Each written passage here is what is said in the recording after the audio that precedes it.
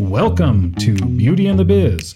Discover how to grow your practice with effective cosmetic patient attraction, conversion, and retention advice from author, speaker, trainer, and cosmetic practice business and marketing coach, Catherine Maley, MBA. Hello and welcome to Beauty and the Biz, where we talk about the business and marketing side of the cosmetic practice.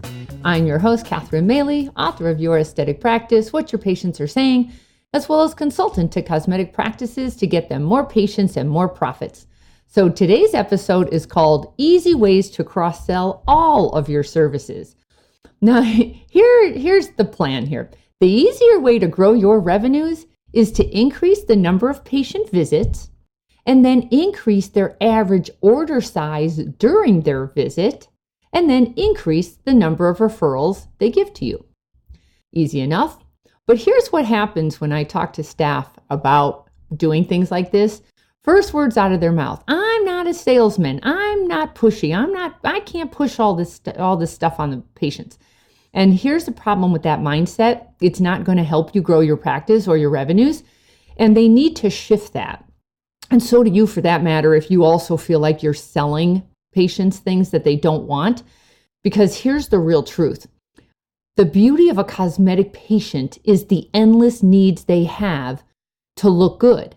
So if you think about it, especially as the aging process happens to all of us, they have concerns like wrinkles, lines, blotchy and creepy skin, sagging body parts, small breasts, large thighs, and it goes on and on and on. So please, never spend your patients' money for them.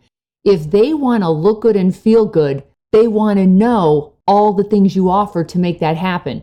Because here's what typically happens. Don't you hear them say, I didn't know you did that? You know why? Because you're not talking about all the services you offer. Neither is your staff. They oftentimes will come to you for one procedure, and that's all they think of you as. They don't even think that you offer other things. It doesn't dawn on them. They're not thinking that way. So you really have to be very specific about helping every single person who walks through your practice know every service, procedure, treatment, and product you offer. So it all starts by the educating in the reception area. By the way, in our industry, we never call it the waiting room because nobody wants to wait when they have a credit card. It's called the reception area. And that is going to start with a simple phone call to your practice. And it's your receptionist who needs to be trained to offer a greeting and then inform them of any new procedure, treatment, or product you offer. For example, when a caller calls your practice, the receptionist can say, "Good afternoon, Dr. Smith's office, now offering the mini facelift. Catherine speaking, how may I assist you today?" That took them 2 extra seconds to say those 5 extra words, which are now offering the mini facelift. And I guarantee you'll have a majority of patients say, whoa, you offer a mini facelift? Tell me more about that.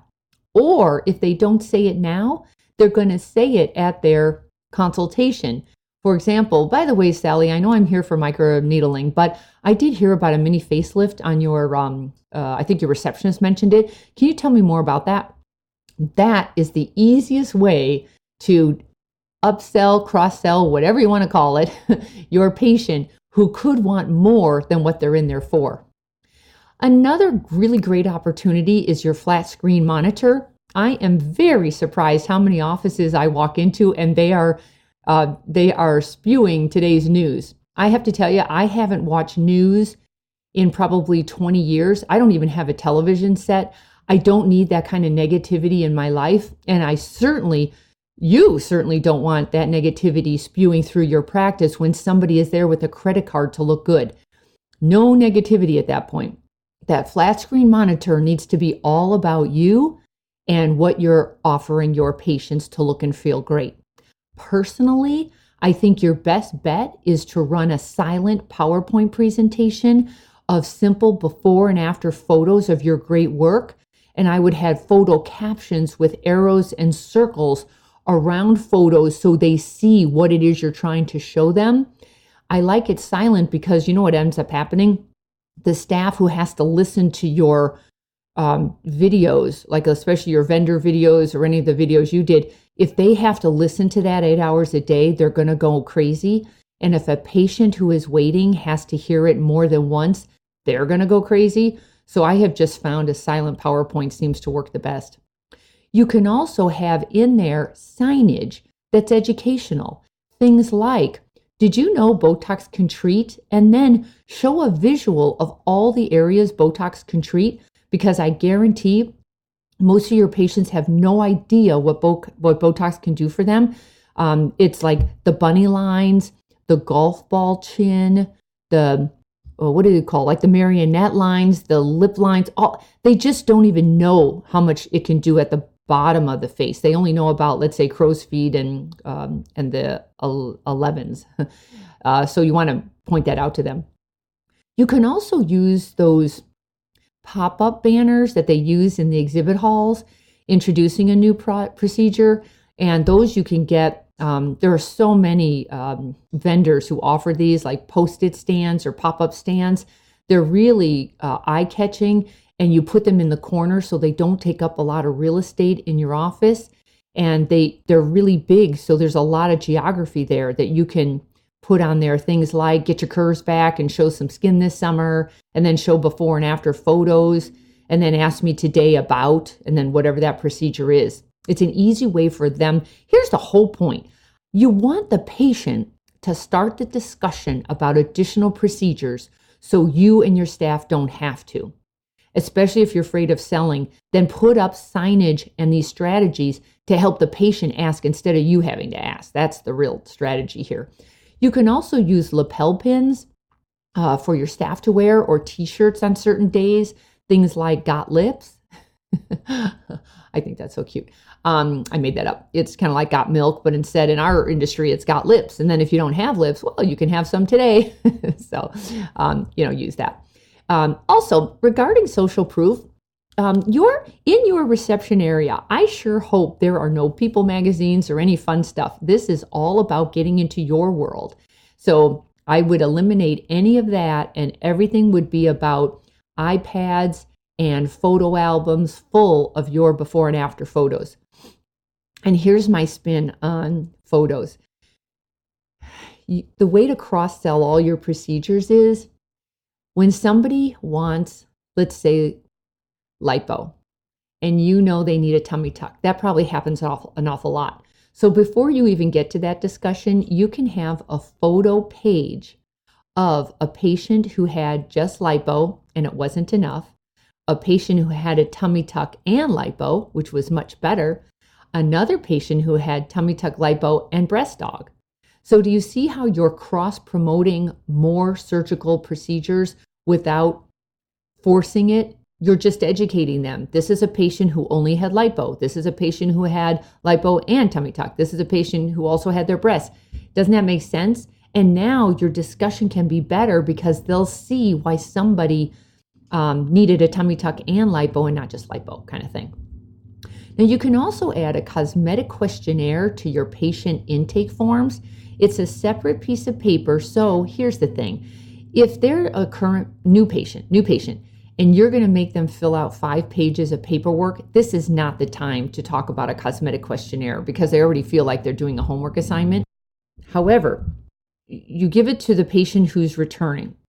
And the way I would do it is I would have a questionnaire. I would use a clipboard and have a pen attached. And on the way to the exam room, say, Sarah, we added this new cosmetic questionnaire, so feel free to fill it out if you feel like it. And then you leave it with them in the exam room while they're waiting for you to visit them. Now, the questionnaire is also very strategic. What happens is I typically see questions like, would you like to know more about Botox or Body Tight or all these names of vendor consumer technology that they don't know anything about? Instead of that, it's much more about what concerns you. So my headline is, what concerns you? Please check off any of the things here that concern you, and we can talk about it during your consultation. And at that point, you list pain points, things that really concern them, like what I already said, wrinkles, blotchy skin, big nose, saggy breasts, unsightly leg veins, and it goes on and on.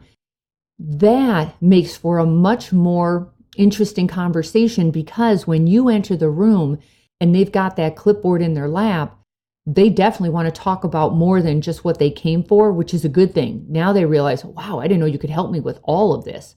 If they don't fill it out, no problem. But at least now it's in their mind or in their memory. Oh, they do offer all of these things. I didn't realize that. I was just thinking he's a surgeon and not anything else. So it's a good strategy. Another one is to have a practice newsletter and then have it printed and in your exam rooms so a patient can pick it up and look at it. And this is old school, but it works really well if you're trying to cross promote all sorts of different services. But it's a project, somebody's got to write it, somebody's got to print it. It's not for the faint of heart, but I have watched it work very, very well in practices, especially if you're going to make people wait. Give them something to read, read or watch. Also, some really great signage are things like Buddy Botox sign, things like got wrinkles, got a friend. And then the sign will say, bring a friend to your next Botox appointment, and you both get an instant $50 gift card towards your treatment. Ask us for details.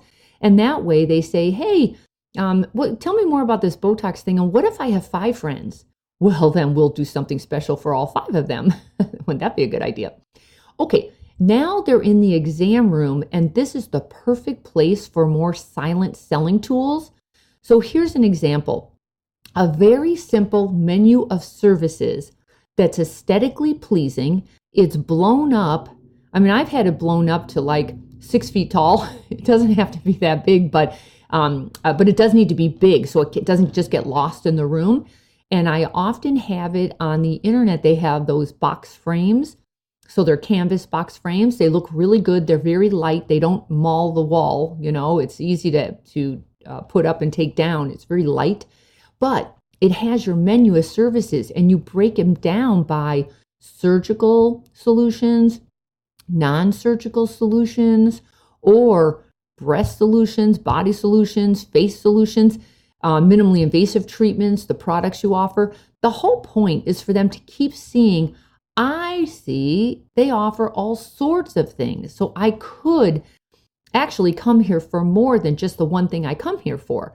So that way you become the one-stop shop for them rather than them parsing it out to all sorts of different vendors. Because I assure you, you're getting some of their disposable income. A MediSpa down the road is getting some of their disposable income. So is maybe their gynecologist who does laser hair removal. So does the Clinique or the Chanel counter. They get some of their disposable income for products.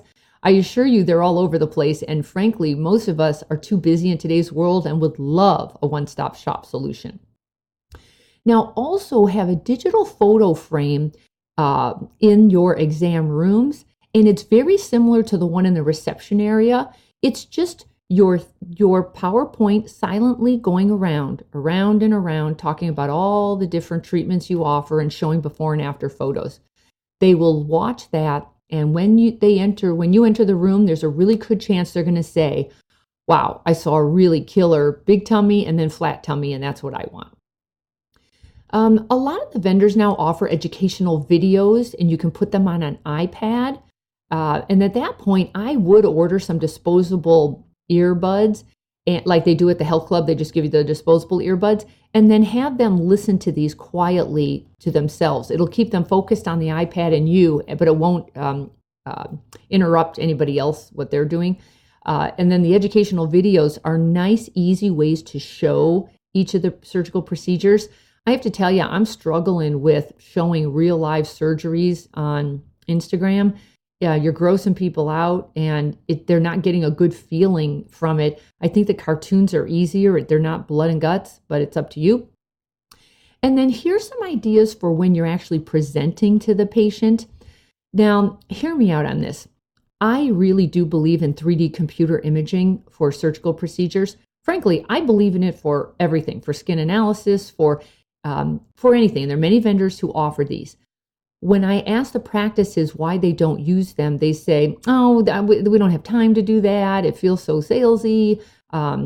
I just don't like it. And usually it's because you're not good at it, because you didn't get comfortable with it. But I will tell you, I was in a practice where they wanted to increase their facelifts, and the coordinator and the doctor got really good at using 3D imaging.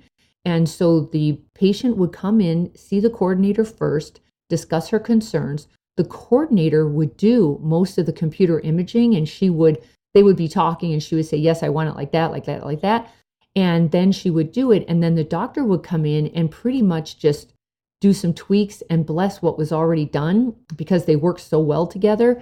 And the patient loved it. In my book, I think it was something like 96% of patients wanted computer imaging. So I'm not sure why you wouldn't give the patient what they want, because not only are you both discussing what a little means to you, because a little to you means a little differently to them, and you get all caught up on, oh, I can't do that because what if they don't get that result? Well, then frankly, you need to be realistic. If they're not going to get that result, tell them that, this is not the time for you to exaggerate. I just think it's a really good communication tool, and I would just get good at that, get good at your results, and everyone's happy. Here's another idea. Why not give them a beauty plan for non-surgical procedures? Because a lot of people in today's world don't think they ever need a facelift because of all the new technology going on. But if that's the case, then they need to see you several times, like all the time, forever, in order to avoid that facelift, which they can avoid eventually. But in the meantime, give them what they want. So map out, okay, you don't want a facelift. Well, here's what you are going to need. Here are a multitude of injectables, multitude of Botox, multiple treatments of a laser, and on and on. And then give them that plan, and you have a copy for your records and they keep it for their records. And now at least they know, I see, this is what I'm going to have to do to stay looking great. And it's a great way for them to return again and again. And in addition to that, you could even, let's say you're the surgeon or the doctor and you have ancillary staff who handle all the non-surgical. What you could do is meet with them and give them a prescription, literally have a prescription pad made up, like a fun one, and do the plan on the prescription pad and then pass it off to your non-surgical staff. So you have prescribed for them a multiple number of treatments of laser, injectables, and so on. And that way it's more credible and nobody sold anybody anything. It's just you told them what you recommend they do, and then they take it to the staff and it gets done. And also, in addition to that, combination treatment plans are fantastic. I actually I love combination treatment promotions, especially because there's so much price shopping going on nowadays, and especially with non-surgical. If you can add value and they can't pull it apart, that's your best bet. So for example, they buy a certain amount of Botox and injectable fillers and they get a free IPL treatment. It's difficult for them to pull that apart because you gave them a special pricing, combination pricing. I love that. It introduces them to different things that they haven't tried already. And the biggest reason is they get a wow result from that. You can get a killer result when you use several modalities. And boy, they'll come back for more when they see that. Now, the last area is the thing I call cha-ching checkout.